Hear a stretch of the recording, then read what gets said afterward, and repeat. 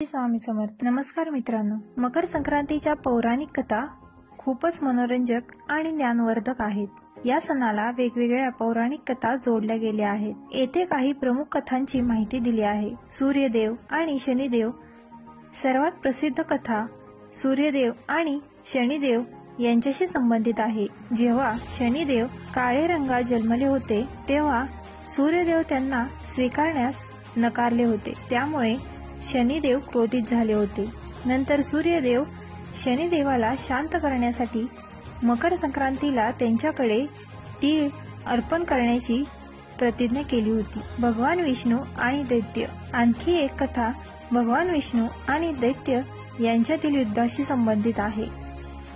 दैत्यांनी देवतांना पराजित करण्याचा प्रयत्न केला होता। त्यावेळी भगवान विष्णूने दैत्यांचा वध करून देवतांची रक्षा केली होती। मकर संक्रांतीला या विजयाची साजरा केला जाते। गंगासागर। मकर संक्रांतीच्या दिवशी गंगासागर येथे स्नान करण्याला विशेष महत्त्व आहे। पौराणिक कथेनुसार भगीरथने गंगा नदीला पृथ्वीवर आणली होती। त्यावेळी गंगा नदीने कपिल मुनीच्या आश्रमातून वाहून गेली होती। कपिल मुनीच्या शापामुळे गंगा नदी सागराला मिळाली होती। मकर संक्रांतीच्या दिवशी गंगासागर येथे स्नान करून पापमुक्त होण्याची मान्यता आहे। यशोदा आणि श्रीकृष्ण।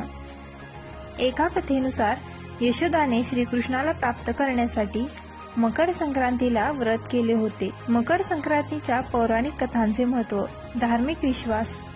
या कथांमुळे धार्मिक विश्वास दृढ होतात। सांस्कृतिक ओळख। या कथांमुळे आपली सांस्कृतिक ओळख निर्माण होते। नैतिक मूल्ये। या कथांमधून नैतिक मूल्ये शिकायला मिळतात। समाजात एकता।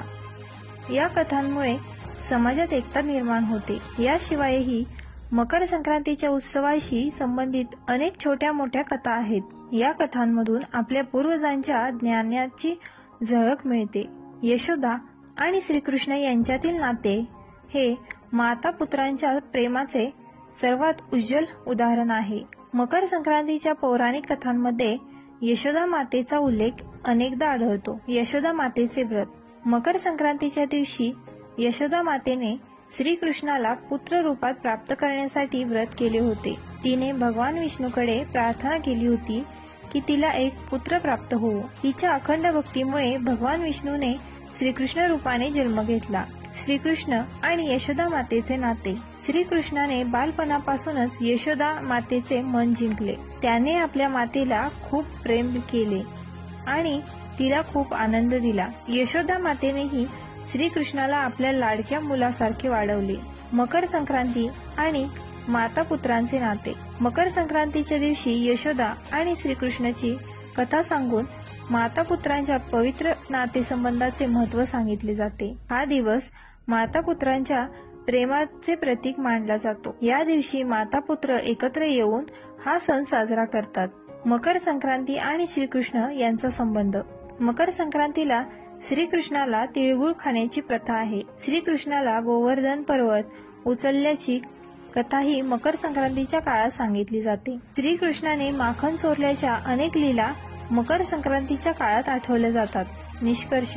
यशोदा आणि श्रीकृष्ण यांची कथा आपल्याला माता पुत्रांच्या प्रेमाचे महत्त्व शिकवते। मकर संक्रांतीच्या दिवशी ही कथा सांगून आपण आपल्या मातेचे ऋण मानू शकतो। व्हिडिओ आवडला असल्यास आपल्या ग्लो मराठी या चॅनलला लाईक, शेअर आणि सबस्क्राईब करायला विसरू नका। श्री स्वामी समर्थ।